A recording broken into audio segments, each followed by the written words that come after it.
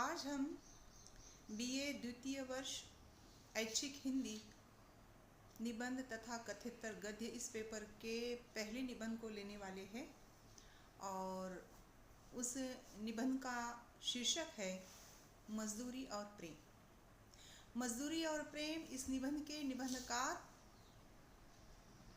सरदार पूरन सिंह हैं।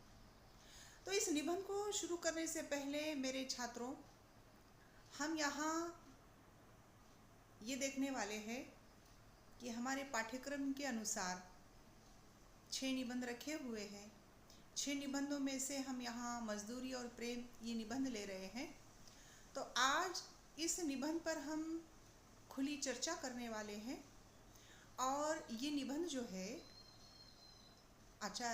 पूरन सिंह का, ये बहुत बड़ा निबंध और बड़ा लंबा निबंध होने के कारण इसको 2 भागों में मैं यहाँ बांट रही हूँ, क्योंकि एक भाग में इस निबंध को पढ़ाना संभव नहीं। हम कक्षा में कम से कम इसको मैं 4 से 5 लेक्चर में इस निबंध को मैं समाप्त कर सकती, लेकिन यहाँ हम आज का समय की यानी कि महत्व को देखते हुए, वक्त की नज़ाकत को देखते हुए हमको कम से कम समय में अधिक से अधिक यहाँ पर बताना है। तो ये निबंध ऐसा है जिसको कई उदाहरण देकर, कई एग्जाम्पल्स देकर हमको समझाना है। लेखक के तो है ही, लेकिन लेखक के विचारों को समझाने के लिए हमको अपनी ओर के भी कुछ उदाहरण देने पड़ते हैं, जिसके वजह से इस निबंध को समझाने के लिए लंबा समय लगता है। 4 से 6 लेक्चर में ये निबंध पूरा होता है। वैसे सरदार पूरन सिंह का पिछले पाठ्यक्रम में भी एसएल में एक निबंध था, आचरण की सभ्यता। वो भी बहुत लंबा निबंध था और उस निबंध को भी समझाने के लिए मुझे उससे कहीं ज़्यादा समय लगा था, इस निबंध से ज़्यादा। ठीक है, लेकिन आज हम कोशिश करते हैं कि कम से कम समय में ज़्यादा से ज़्यादा आप लोगों को इस पर मैं बता सकूँ। तो हम यहाँ पर सबसे पहले अपनी सरदार पूरन सिंह का परिचय देखेंगे। तो यहाँ हम ये देखते हैं इनका जीवन परिचय, सरदार पूरन सिंह का जीवन परिचय। ये एक चर्चित निबंधकार है। इनका जन्म पाकिस्तान के एबटाबाद ज़िले के सलहड़ नामक गांव में 17 फरवरी 1881 ईस्वी में हुआ था। पिता सरदार करतार सिंह भागर कानून गो पद पर आसीन सरकारी कर्मचारी थे।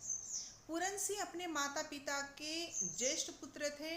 इंटर की परीक्षा उत्तीर्ण करने के बाद टोक्यो से रसायन शास्त्र में उच्च शिक्षा इन्होंने प्राप्त की और यहाँ उन्होंने टोक्यो में पूरे 3 वर्ष तक अध्ययन किया। वहाँ उनकी भेंट जो है हमारे स्वामी रामानंद तीर्थ जी से हुई थी और उनके विचारों से पूरन सिंह बहुत ही प्रभावित हुए थे और इन्होंने भी सोच लिया था कि उनके शिष्य बनकर, स्वामी रामानंद तीर्थ के शिष्य बनकर ये भी संन्यास लेना चाहते थे। लेकिन वापस भारत लौटकर इनका विवाह हुआ श्रीमती माया देवी से। और हम देखते हैं कि सरदार पूरन सिंह जो है सिर्फ एक ही भाषा से अवगत नहीं थे, इनको अनेक भाषाएं आती थी। अंग्रेज़ी, पंजाबी, उर्दू, हिंदी, संस्कृत आदि भाषाओं के ये विद्वान थे। ये लाहौर में अध्यापन का कार्य करते थे। इनका नाम बहुत ही जाना माना है और इनकी भेंट जो है हम देखते हैं कि स्वामी रामानंद तीर्थ जी से हुई थी और मार्च सन 1931 ईस्वी में मात्र 50 वर्ष की आयु में इनका स्वर्गवास हो गया। तो ये था संक्षिप्त में सरदार पूरन सिंह का परिचय। और हम उनकी रचनाओं के बारे में जब बात करते हैं, जब हम उनके निबंधों के बारे में बात करते हैं, इन्होंने कम ही निबंध लिखे हैं लेकिन बहुत ही प्रभावशाली निबंध लिखे हैं। सरदार पूरन सिंह अंग्रेज़ी, हिंदी, पंजाबी, संस्कृत बहुत सारी भाषाएं जानते थे, लेकिन हिंदी में लिखे हुए इनके निबंध जो है निम्न प्रकार के हैं।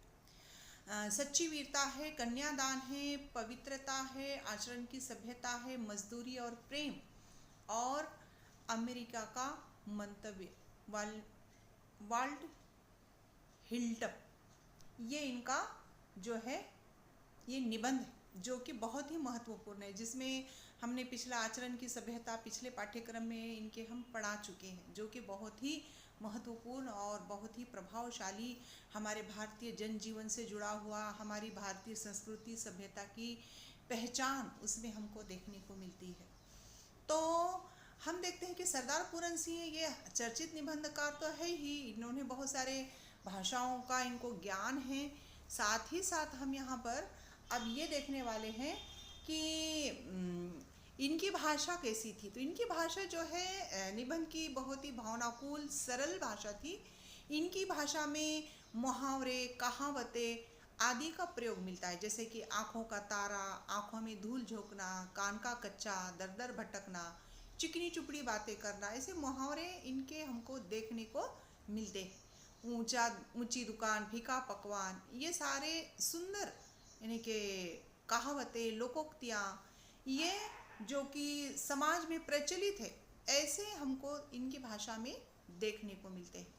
तो इनकी निबंध की भाषा जो है बहुत ही स्वाभाविक, साहित्यानुकूल और सरल सहजता से समझ में आने वाली ये इनकी भाषा है, यानी कि साहित्य की भाषा। अब यहाँ पर हम अपने निबंध की बात करते हैं कि यहाँ हमारे पाठ्यक्रम में निबंध दिया गया है मजदूरी और प्रेम। मजदूरी और प्रेम ये निबंध जो है बहुत ही लंबा निबंध। तो ये लंबा निबंध होने के कारण हमने इसको 6 से 7 भागों में, 8 भागों में ऐसा बांटा है।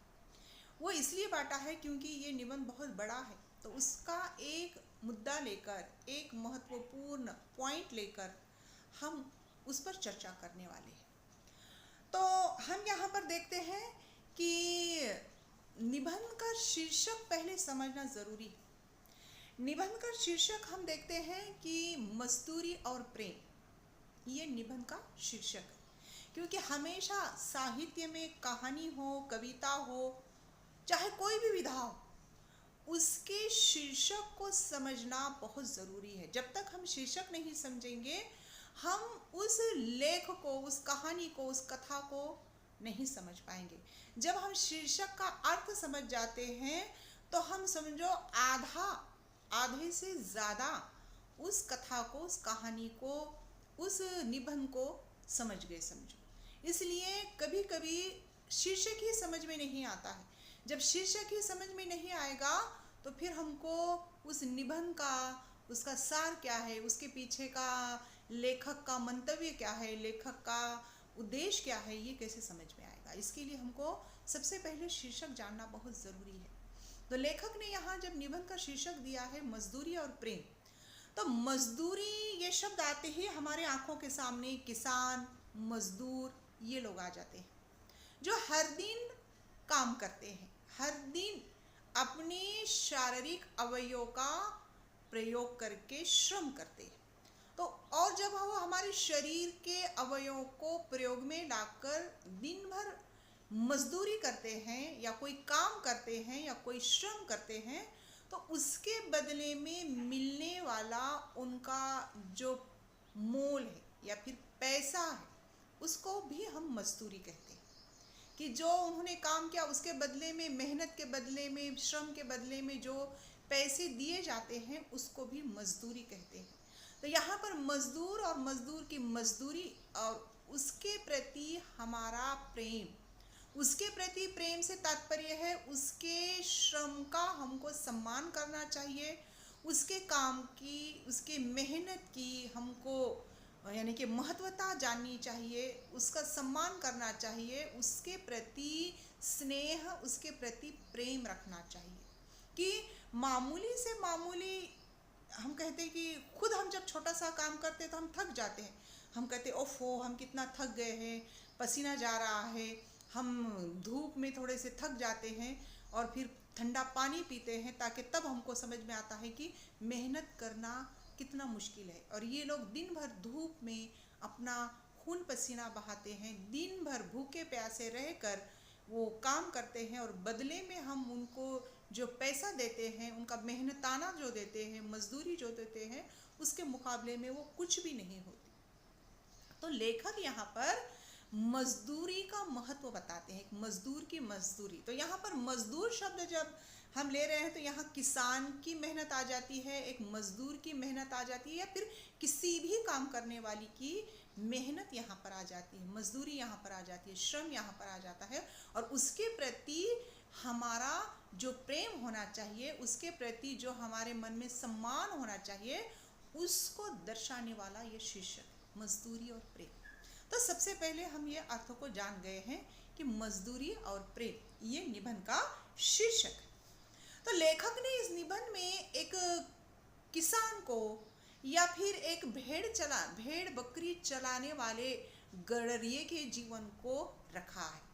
हम देखते हैं कि जैसे कि अब ये हल चलाने वाला जीवन, कि किसान जो है ये क्या है, हल उसका आवश्यक अस्त्र है, समझो शस्त्र है, कि उसके बिना वो अधूरा है।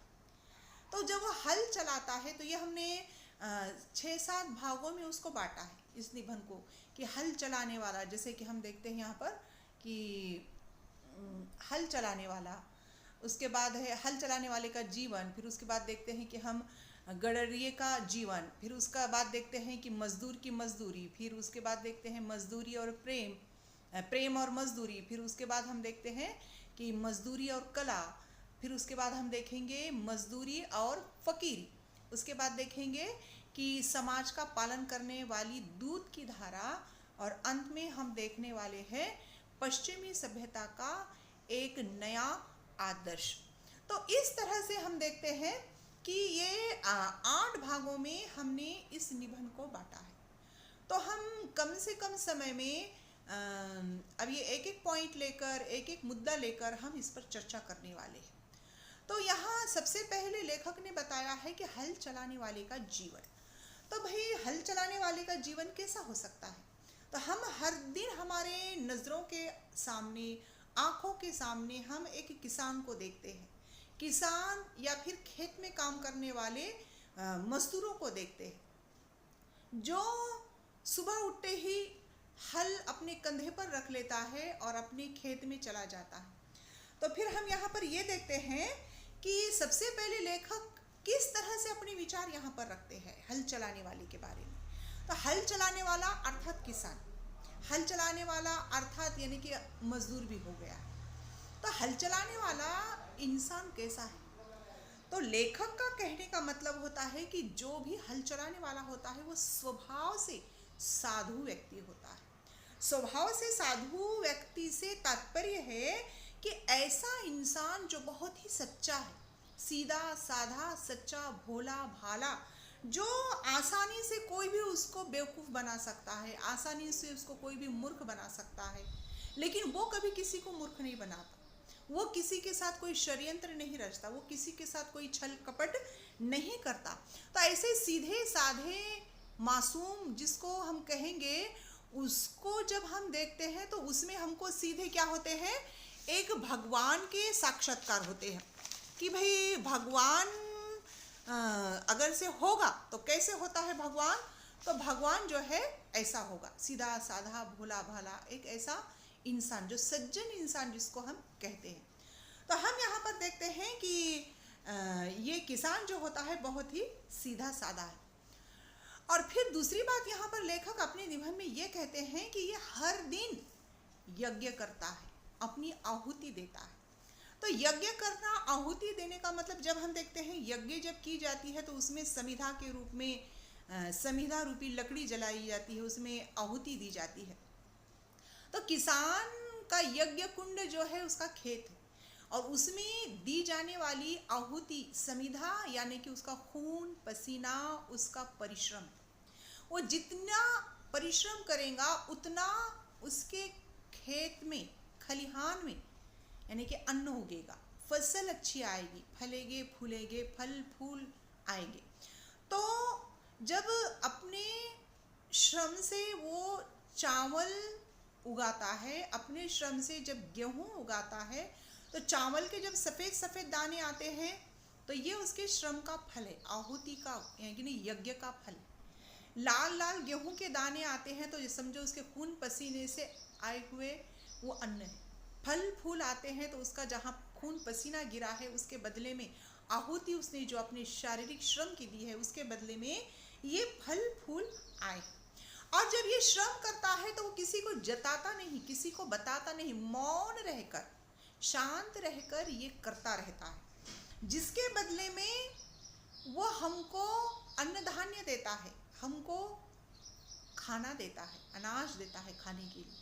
तो ये इसका मौन उपकार है। समाज पर किसान का क्या है? मौन उपकार। और मौन उपकार ऐसा है कि उसको पढ़ने लिखने की ज़रूरत नहीं है। हम देखते हैं कि जब हम यानी कि हमारे जैसे इंसान जो है भगवान से कुछ मांगना है तो हम क्या कर रहे हैं? उसकी पूजा कर रहे हैं, अर्चना कर रहे हैं, नमाज पढ़ रहे हैं, सजदा कर रहे हैं, इबादत कर रहे हैं और फिर उससे मांग रहे हैं। लेकिन किसान को उससे कोई लेना देना नहीं कि भाई मुझे पोती पढ़ना है, मंदिर जाना है, मस्जिद जाना है। उसको मस्जिद से कोई लेना देना नहीं, मंदिर से कोई लेना देना नहीं, पूजा अर्चा से कोई लेना देना नहीं, वंदना से उसको कोई लेना देना नहीं। उसकी सच्ची वंदना, उसकी सच्ची भक्ति, उसकी सच्ची इबादत तो उसके हल से है कि वो सुबह उठता है और हाथ जोड़ता है अपने हल के सामने, हल के सामने प्रणाम करता है, अपने बैलों को प्रणाम करता है, अपने बैल और अपना हल लेकर सुबह सुबह वो निकल पड़ता है। इसलिए उसको ना ही कोई मस्जिद से लेना देना है, ना मंदिर से लेना देना है, ना ही उसका चर्च से यानी कि गिरजे घर से कोई सरोकार है। वो हर दिन उठकर अपने सिर्फ हल को प्रातः काल नमस्कार करता है और खेत जोतने चल देता है। और रही दूसरी बात यहाँ पर उसका परिवार, उसका परिवार ही उसकी हिम्मत है, उसका परिवार ही उसके लिए सब कुछ है, क्योंकि उसका परिवार उसके लिए बहुत ही महत्वपूर्ण है। वो उसका परिवार अपने गांव से प्रेम करता है, अपने खेत से प्रेम करता है, अपने खेत में पलने वाले पशुओं से प्रेम करता है। और यही उनकी ईश्वर की वंदना है कि सच्चे मन से निस्वार्थ भाव से वो अपनी पशुओं की सेवा करता है, अपनी खेत की देखभाल करता है, अपनी खेती की देखरेख करता है। तो जो वो सच्चे मन से निस्वार्थ मन से मौन रहकर अपनी खेत की, अपने फसलों की, अपने पशुओं की जब देखभाल करता है तो यही सच्ची भक्ति है, यही ईश्वर की भक्ति मानी गई है। और उसका स्वभाव बहुत अच्छा होने की वजह से वो कभी भी किसी से कड़वे बोल नहीं बोलता, वो मीठी बानी से बात करता है, मृदु शब्द उसके होते हैं, हमेशा उसकी मृदु वाणी होती है, मृदु वचन होते हैं, मीठे शब्द होते हैं। और उसके रक्त में ही नहीं है कि किसी के साथ धोखाधड़ी कर, धोखाधड़ी तो दूसरे लोग उसके साथ करते हैं, उसको बेवकूफ़ बनाते हैं। और इन सब बातों से धोखाधड़ी, षड्यंत्र यानी कि ये दाव पेच, ईर्ष्या द्वेष जो हमारे सामान्य इंसानों में होते हैं, इनसे कोसों दूर वो रहता है, उससे उसको कोई लेना देना, वो यानी कि वो बिल्कुल उनसे अनजान होता है कि बस उसका खेत, उस खेत के पशु, उसकी सेवा करना, अन्न उगाना, यही काम है उसका। इसलिए हम देखते हैं कि इस किसान के अंतर्गत ऐसे भाव है जिसमें दया है, माया है, वीरता है, ममता है, सारे प्रेम के भाव, सहिष्णुता के भाव हमको एक किसान में देखने को मिलते हैं। उसके बाद हम ये देखते हैं कि लेखक ने एक ऐसा यहाँ पर एक बात कहा है कि भाई गुरु नानक ने एक किसान के बारे में, एक मजदूर के बारे में या एक श्रम करने वाले के बारे में बताया है कि जो भोले भाले लोग होते हैं, कि जो सब ये दाव पेचों से, षड्यंत्रों से, ईर्ष्या द्वेष से अनजान होते हैं, उन लोगों के बारे में वो कहते हैं कि भोले भाव मिले रघुराई। गुरु नानक ने कहा भोले भाव मिले रघुराई। तो भोले भाव मिले रघुराई से तात्पर्य है कि भोले भाले किसानों में हमको, भोले भाले किसानों में किसानों को ईश्वर भगवान यानी कि खुले रूप से अपने दीदार कराता है, खुले रूप से अपने दर्शन कराता है। इसलिए कहते हैं भोले भाव मिले रघुराई। ये जो भोले भाले लोग होते हैं कि भगवान उनको अपना साक्षात्कार कराता है, क्योंकि इनके अंदर कोई छल कपट नहीं होता, ये सीधे साधे सच्चे इंसान होते हैं। और हम देखते हैं कि ये पूरी प्रकृति से प्रेम करते हैं, जीव जंतु से प्रेम करते हैं, पशु पक्षियों से, अपने बैलों से, अपने भेड़ों से तो करते ही, अपने परिवार से तो करते ही है, लेकिन हम देखते हैं कि कण कण से उनका प्रेम होता है, पशु पक्षियों से, पौधों से तो है ही। तो इस तरह से हम देखते हैं कि ये किसान जो है ये कैसा है कि ये अन्नदाता तो है, तो अन्नदाता होने के कारण इसको ब्रह्मा भी कहा गया है, क्योंकि ब्रह्मा जो है ये सृष्टि बनाने वाला है। तो वैसे ही यहाँ किसान जो है हमको अन्न दे रहा है, अन्न का दान कर रहा है, तो ये ब्रह्मा से कम नहीं, ईश्वर से कम नहीं। तो सही मायने में ये सज्जन इंसान है, साधु इंसान। इसलिए जो राजा महाराजाओं को भी अन्न दे रहा है, कि राजा महाराजा तो भले ही कितना उनके पास ये धन संपत्ति है, लेकिन वो क्या अन्न स्वयं उगा सकते हैं क्या? खाने के लिए नहीं, उनको जीवित रहने के लिए अन्न तो खाना ही है। तो अन्न खाने के लिए अन्न पैदा करने वाला कौन है? तो किसान है। तो किसान का महत्व, हल चलाने वाले का महत्व अपने आप में बहुत महत्वपूर्ण है। जो वह हमारे लिए करता है, हमको अन्न देने के लिए, हम तक अन्न पहुंचाने के लिए जो दिन रात खटता रहता है, दिन रात मेहनत करता रहता है, मजदूरी करता रहता है, वो उसका श्रम बहुत अनमोल है, जिसका हम कर्ज नहीं चुका सकते, जिसका हम उपकार नहीं, ऋण नहीं चुका सकते। इसलिए हल चलाने वाले का जीवन, उसका जीवन बहुत सीधा साधा साधारण है, लेकिन वो बहुत ईमानदारी से, सच्चेपन से, भोले भालेपन से अपना जीवन व्यतीत करता है। तो ये हुआ है यहाँ पर एक ये जो पॉइंट हम देख रहे हैं कि ये गडरिये का नहीं सॉरी हल चलाने वाले का जीवन। अब ये होने के बाद अब यहाँ पर हम देखने वाले हैं दूसरा पॉइंट, यहाँ पर जो है ये है गडरिये का जीवन।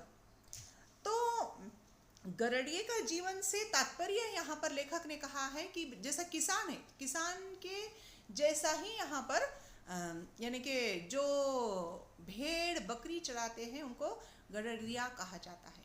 तो गडरिया से तात्पर्य यहाँ पर हम कहेंगे चरवाहा।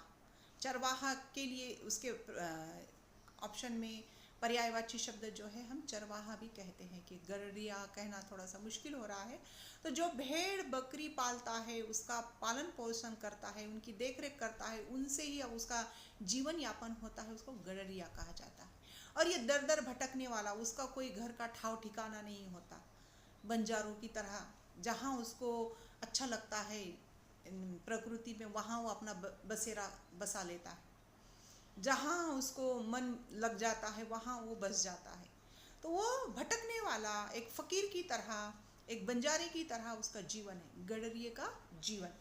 तो यहाँ गडरिये से तात्पर्य है भेड़ चराने वाला, और भेड़ का मतलब होता है जो भेड़ें होती है उन भेड़ों को जिनसे उनको उनके बालों को कट करके ऊन बनाया जाता है। उस ऊन से हम देखते हैं हम गरम कपड़े बनाते हैं, कम्बल बनाते हैं, गरम कपड़े बनाते हैं। ऊबदार कपड़े जो होते हैं ये भेड़ों के बालों से बनते हैं। तो ये सफ़ेद रंग की भेड़ें होती है, और सफ़ेद रंग पवित्र कहलाता है, श्वेत रंग। इसलिए हम देखते हैं कि ये गडरिये का मन भी जो है श्वेत बताया गया है, पवित्र बताया गया है, साधु की तरह।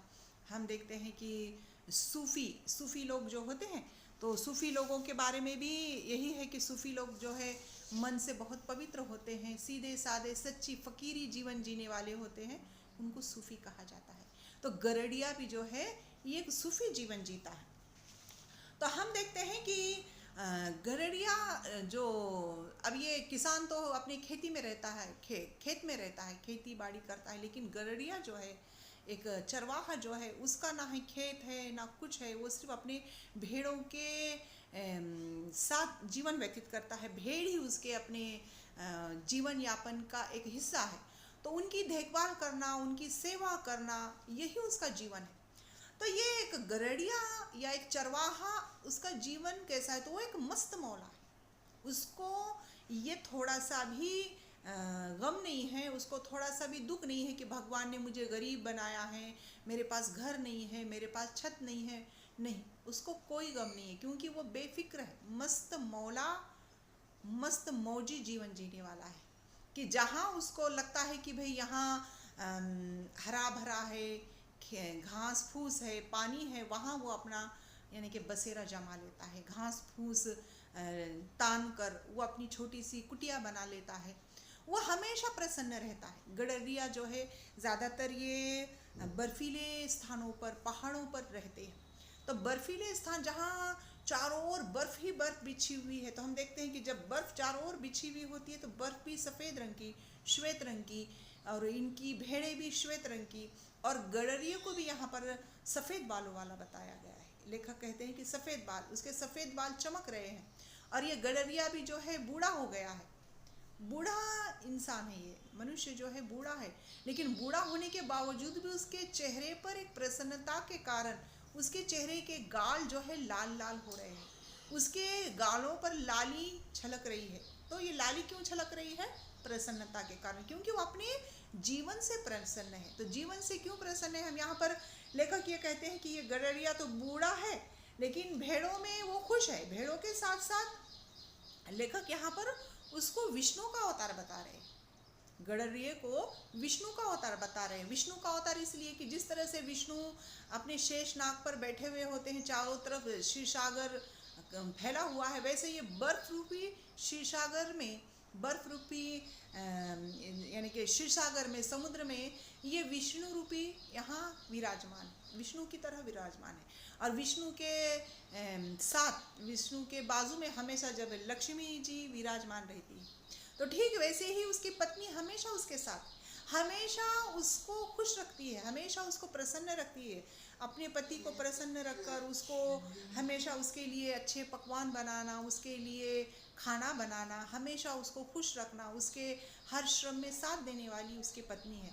और पत्नी उसके साथ है, इसलिए वो और ज़्यादा खुश है कि भाई उसकी पत्नी, उसकी जीवन संगिनी, वो हमेशा अर्धांगिनी उसके साथ है, उसका दुख सुख में वो साथ है। और यहाँ गडरिया जो है, ये चरवाहा जो है, इसकी दो बेटियां बताई गई है, युवा पुत्रियां, जो कि 16-17 वर्ष की ऐसी होगी, युवतियां जिसको कहा गया है कि दो लड़कियां हैं। वो दो लड़कियों से बहुत खुश है, और दो लड़कियों से खुश है क्योंकि वो लड़कियां भी जो है अपने परिवार से, अपने पिता से, उसके पिता के जो भेड़ है उनको चराने में वो मग्न है, खुश है। उनको कोई दुनिया से सरोकार नहीं, कोई दुनिया से लेना देना नहीं, और उनको दुनियादारी पता ही नहीं। ये दोनों लड़कियों को दुनियादारी पता ही नहीं, उनको दूसरी दुनिया पता ही नहीं। उनको बस अपना परिवार, अपने भेड़ और अपनी कुटिया, यहाँ तक ही दुनिया पता है। इसलिए यहाँ पर हम देखते हैं कि ये चरवाहा अपनी दोनों बेटियां, अपनी पत्नी, यानी कि अपने परिवार से बहुत खुश है, बहुत परिवार से प्रसन्न है। तो विष्णु की तरह उसका जीवन बताया गया है। और ये गडरिये का जीवन कैसा होता है? इसका कोई घर का ठाव ठिकाना नहीं, जैसे कि मैंने बताया फकीरी जीवन है, एक बंजारे की तरह जीवन है। तो इसका परिवार कैसा है? बेमकान, बेघर है ये, बेनाम है ये, बेपता है, कोई नाम नहीं, इसको कोई पता नहीं, कोई ठाव ठिकाना नहीं। आज यहाँ है तो कल और कहीं और, आज यहाँ हुआ उसने अपना डेरा जमाया हुआ है, आज यहाँ उसने अपना बसेरा जमाया है, तो फिर कुछ दिनों के बाद कहीं और वो अपना बसेरा जमा लेगा। ये उसका जीवन है। कहीं पर भी घास फूस डालकर वो छप्पर तान लेता है। और फिर यहाँ लेखक ने एक बात बताई है कि ये इसकी जो बेटियां हैं, दोनों पुत्रियां जो है, वो बहुत ही पवित्र है, पवित्र है क्योंकि दुनियादारी, बाहर की दुनिया को उन्होंने देखा ही नहीं। जब जब भी वो पर्वत के शिखर पर जाती है तो वहाँ सूरज जब अस्त हो रहा है, सूरज को जब वो देखने जाती है तो सूरज की किरणें जब इन पर पड़ती है तो उनका सौंदर्य और भी खिल उठता है, स्वर्णमयी सौंदर्य उनका दिखाई देता है, जिसको देखकर लेखक यहाँ पर निबंधकार कहते हैं कि सूर्य भी उन युवतियों पर, सूर्य भी उन लड़कियों पर मुग्ध हो जाता है, मंत्र मुग्ध हो जाता है सूरज। और जब वो सूरज को अस्त होता हुआ देखती हैं तो लेखक ने, निबंधकार ने बहुत ही सुंदर एक शेर यहाँ पर कहा है।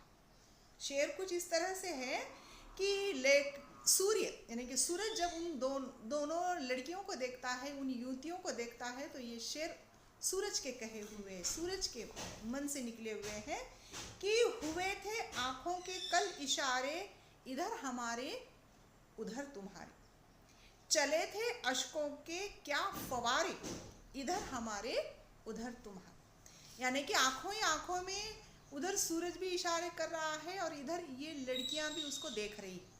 और जब ये जुदा होने का समय आ रहा है तो आंखों से अश्क बह रहे हैं। अश्क का मतलब होता है आंसू। तो इधर सूरज के भी आंसू बह रहे हैं, इधर युवतियों के भी, इन लड़कियों के भी आंसू बह रहे हैं। तो इस तरह से लेखक ने क्या किया है यहाँ पर, बहुत ही सुंदर एक शेर रखा है कि जिसके वजह से उन दोनों युवतियों की पवित्रता यहाँ पर समझ में आती है। और फिर यहाँ लेखक ने ये गरुड़िए के जीवन को, गरुड़िए के परिवार को लेकर जो सारी बातें बताई है कि वो सीधा साधा प्रसन्नचित्त, अपने परिवार में खुश रहने वाला, अपनी पत्नी में खुश रहने वाला, अपनी बेटी में खुश रहने वाला। तो इसको देखने के बाद हमको लगता है कि भगवान कैसा होगा, तो भगवान इस तरह से होगा, इस गरुड़िए के समान होगा, इस चरवाहे के समान होगा कि जिसके अंदर कोई छल कपट मैल कुछ भी नहीं है। कि एक हमने तो कभी भगवान को देखा नहीं, हमने तो कभी खुदा को देखा नहीं, ईश्वर को देखा नहीं, तो ईश्वर कैसा हो सकता है, भगवान कैसा हो सकता है, तो ये गरुड़िए की तरह हो सकता है, ये चरवाहे की तरह हो सकता है।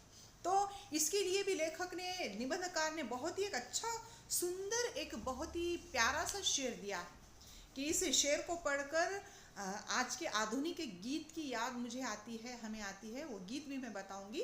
तो शेर कुछ इस तरह से है कि लेखक कहते हैं कि जब हम एक चरवाहे को देखते हैं, एक गरुड़िए को देखते हैं, या फिर एक किसान को देखते हैं, या एक सीधे साधे भोले भाले सज्जन इंसान को देखते हैं, तो उन सब पर ये शेर लागू होता है। शेर वो इस तरह से है, जो खुदा को देखना हो तो मैं देखता हूँ तुमको, जो खुदा को जो देखना हो तो मैं देखता हूँ तुमको, मैं देखता हूँ तुमको जो खुदा को देखना हो, मैं देखता हूँ तुमको जो खुदा को देखना हो। यानी कि यहाँ पर इस शेर का मतलब है कि जब मुझे खुदा को देखना है तो मैं तुमको देख लेता हूँ। तुमको यानी कि किसान को, एक गरुड़िए को, या एक अच्छे सीधे साधे इंसान को, या फिर मुझे खुदा को देखना है तो मैं तुमको देख लेता हूँ। तो हमारे एक आज के दौर का आधुनिक एक गीत है कि तुझ में रब दिखता है यारा मैं क्या करा, सजदे सर झुकता है यारा मैं क्या करा। यानी कि तुझ में रब दिखता है कि एक इंसान सीधा साधा भोला भाला ऐसा है कि उसमें हमको साक्षात खुदा के दीदार होते हैं, ईश्वर के दर्शन होते हैं। तुझ में रब दिखता है कि ऐसे इंसान में हमको जब रब दिखने लगता है, उसके सामने हम सजदा करने को मन करता है। तो यहाँ लेखक जो है, निबंधकार जो है, एक किसान में, एक गरुड़िए में यहाँ पर रब दिखने वाली बात कर रहे हैं। रब यानी कि ईश्वर, खुदा, भगवान, ये हो जाता है। तो इस तरह से हम यहाँ पर ये गरुड़िए का जीवन जो है संपन्न है, सुखी है। संपन्न का मतलब भौतिक सुविधाएं नहीं, वो मन से बहुत खुश है, प्रसन्न है, परिवार से प्रसन्न है, वो अपने आप को धन्य समझता है, अपने आप को सौभाग्यशाली समझता है कि वो इस प्रकृति के बीच है, प्रकृति के गोद में है। हम देखते हैं कि प्रकृति ही उसका जीवन है, प्रकृति से वो प्रेम करता है, वनस्पति से प्रेम करता है, अपने भेड़ों से प्रेम करता है। अगर से इनकी एक भी भेड़ बीमार हो जाती है तो ये पूरा परिवार दुखी हो जाता है, पूरा परिवार गमगीन हो जाता है, पूरा परिवार यानी कि भगवान से, ईश्वर से मौन प्रार्थना करने लगता है। मौन प्रार्थना ऐसी कि जल्द से जल्द हमारे भेड़ को जो है तुम क्या करो, अच्छी कर दो।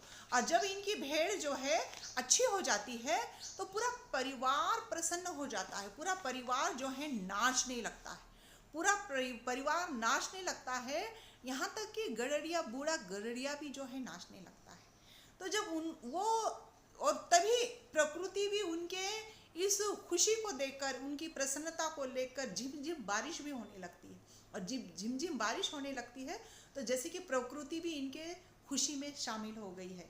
और दोनों लड़कियां जो है यानी कि ये एक स्वर आलाप करके यानी कि गीत गाने लगती है, और चारों ओर प्रकृति भी जो है प्रेममय हो जाती है, ये गरुड़िया का परिवार भी प्रेम में मग्न हो जाता है।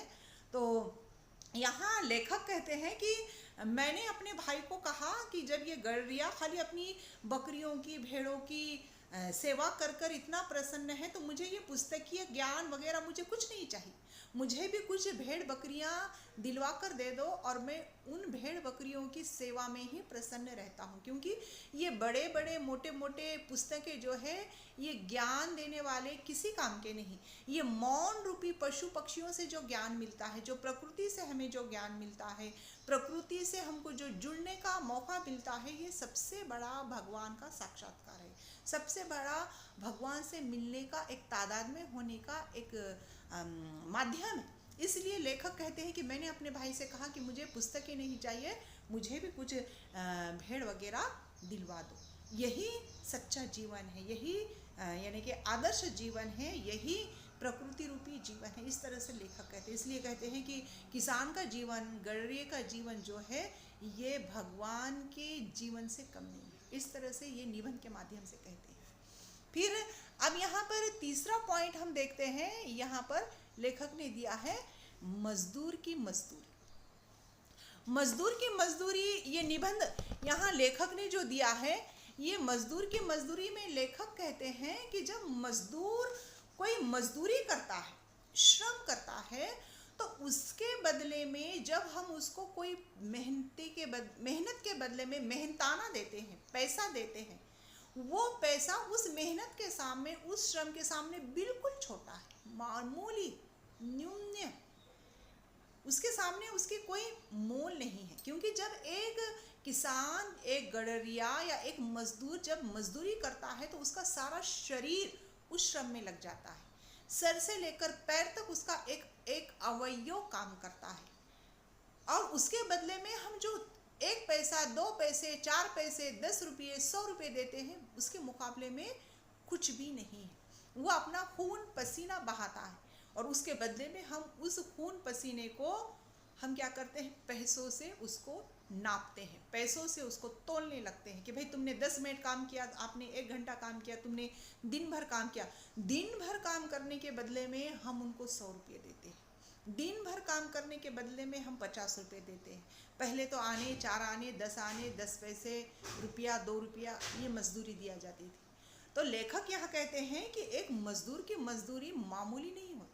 लेखक ने बहुत ही सुंदर उदाहरण दिए हैं यहाँ पर। ऐसे सिर्फ यहाँ पर मैं 2 ही उदाहरण बताने वाली हूँ। लेखक ने बताए हैं कि मजदूरी कैसी होती है। तो लेखक कहते हैं कि मजदूरी क्या है, ये एक जिल्द साज से पूछो। जिल्द साज, जिल्द साज का मतलब होता है यहाँ पर बैंडिंग करने वाला, कवर चढ़ाने वाला, पुस्तकों को कवर चढ़ाने वाला।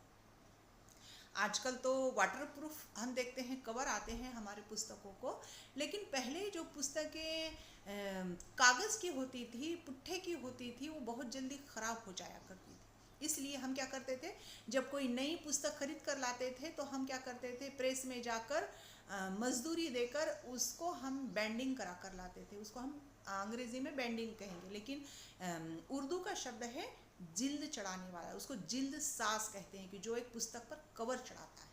पहले तो हम घर पर आते ही कागज़ का कवर चढ़ा देते हैं, वर्तमान पत्र का, अखबार का कवर चढ़ाते हैं, लेकिन वो बार बार ख़राब हो जाता है। इसलिए हम एक मोटा सा एक बैंडिंग, प्रेस में जाकर बैंडिंग करा कर लाते हैं कि फिर वो वर्षों तक, अनंत काल तक वो पुस्तक टिकती है। उसको कहते हैं बैंडिंग करना, यानी कि जिल्द चढ़ाने वाला। जिल्द साज के पास जाते हैं। जिल्द साज तो कुछ मिनटों में, कुछ घंटे में उस पर कवर चढ़ा देता है, उसको बैंडिंग कर देता है, जिल्द चढ़ा देता है, लेकिन हमेशा हमेशा के लिए वो हमें याद रह जाता है। कैसा हमेशा हमेशा के लिए वो याद रहेगा, जब जब हम पुस्तक खोलेंगे, पुस्तक को हम हाथ में लेंगे, उसको पकड़ेंगे, तब तक उस जिल्द साज को हम याद करेंगे, कि उसके हाथों के स्पर्श को हम याद करेंगे।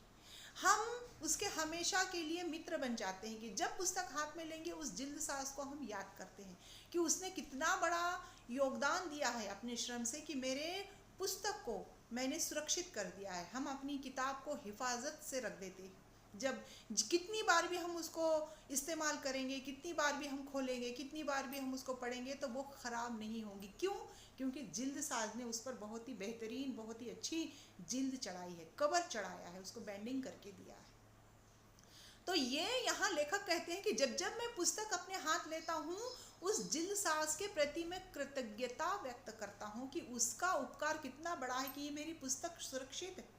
लेखक कहते हैं कि मेरे अंदर तब भरत मिलाप के भाव निर्माण होते। सोचो, भरत मिलाप रामायण में हम देखते हैं कि जब राम को वनवास हुआ था तो तब भरत जो है राम को वापस लाने के लिए गए थे, मनाकर वापस लाने के लिए। तब वहाँ पर वो बहुत रोए थे, राम के चरणों में गिर गए थे अपने पिता के लिए, अपने पिता के वचन को पूरा करने के लिए जब राम चले गए तो भरत जो है बहुत ही पछताते हैं कि मैं ननिहाल क्यों चला गया था। और वो पूरा इल्ज़ाम जो है कैकेयी को देते हैं कि मेरी माँ के वजह से मेरे भाई को जो है वनवास जाना पड़ा था। और वो आकर दुहाई देते हैं राम से कि भाई मेरी माँ ने जो किया है, कैकेयी ने जो किया है, उसकी सज़ा मुझे मत दो, मेरा इसमें कोई हाथ नहीं है, मैं तो ननिहाल में था, मुझे तो कुछ पता ही नहीं था। और वो रो रो कर यानी कि राम से चलने के लिए कहते कि ये पूरा अयोध्या आपका इंतज़ार कर रहा है। और जब राम और भरत मिलते हैं तो उसको भरत मिलाप कहते हैं। और भरत मिलाप होता है तो सारे अयोध्यावासी रोते हैं। और जब भी हम उस दृश्य को पढ़ते हैं, उस दृश्य को देखते हैं रामायण के अंदर, तो हमारे भी आंखों से अश्रु बहने लगते हैं दोनों भाइयों के प्रति आपस का प्रेम देखकर। तो यहाँ आपस दो व्यक्तियों के मन में एक दूसरे के प्रति जो प्रेम है, दो भाइयों के मन में एक दूसरे के प्रति जो प्रेम है, तो यहाँ रामायण में उसको भरत मिलाप कहा गया है। तो वैसा ही प्रेम यहाँ पर लेखक के मन में उस जिल सास के प्रति, उस जिल सास के प्रति वही प्रेम यहाँ दिख कर आता है। इसलिए वो कहते हैं कि जब जब मैं पुस्तक हाथ में लेता हूँ मुझे भरत मिलाप यहाँ पर नजर आता है। इतना अच्छा उदाहरण उन्होंने एक मजदूर की मजदूरी के लिए कह के जिल साज ने मेहनत से जो जिल चढ़ाई है उसके प्रति उनके मन में जो श्रद्धा सम्मान भाव है, भरत मिलाप के समान। दूसरा यहाँ पर लेखक कहते हैं कि एक विधवा स्त्री जिसका कोई सहारा नहीं, वो स्त्री अगर से कोई सिलाई का काम कर रही है, किसी का शर्ट सी कर दे रही, किसी का कमीज सी कर दे रही है, तो वो विधवा स्त्री पहले जो है सिलाई जो है, कढ़ाई बुनाई जो है हाथों से की जाती थी। अभी हम मशीन से सीते हैं, पहले सुई हाथ में लेकर एक एक टाका डालकर कपड़ा सिया जाता था, कमीज सी जाती थी। तो यहाँ पर लेखक कहते हैं कि विधवा स्त्री जब अपना श्रम के द्वारा किसी का कमीज सीती है तो एक एक टाका जब वो टाकती है तो उसके आंखों से आंसू बहते हैं कि वो अपने दुर्भाग्य पर, उसके जो भगवान ने उसके साथ किया है उसको सोचकर रोने लगती है कि मेरा कोई सहारा नहीं, और मैं ये कमीज जब सियूंगी तो इसके बदले में जो पैसा मुझे मिलेगा, मजदूरी के बदले में जो पैसा मिलेगा, कल उस मजदूरी के पैसे से मेरा घर चलेगा, मेरी परिवार, मेरे बच्चे इससे खाना खाएंगे। तो रात भर यानी कि आंखों में तेल डालकर मतलब में रात भर जाकर उस कमीज का एक एक टाका अपने घुटने पर कमीज रखकर सुई में धागा पिरोकर आंखों में आंसू है और आंसुओं को पोंछकर गीली आंखों से, नम आंखों से जब वो अपना कमीज सीती है, उसका एक एक टाका जो है उसका बहुत मौल्यवान है। तो यहाँ लेखक कहते हैं कि वो कमीज एक ऐसा है कि वो कमीज ना होकर वो मेरी आत्मा का वस्त्र है, सिर्फ वो शरीर का वस्त्र नहीं।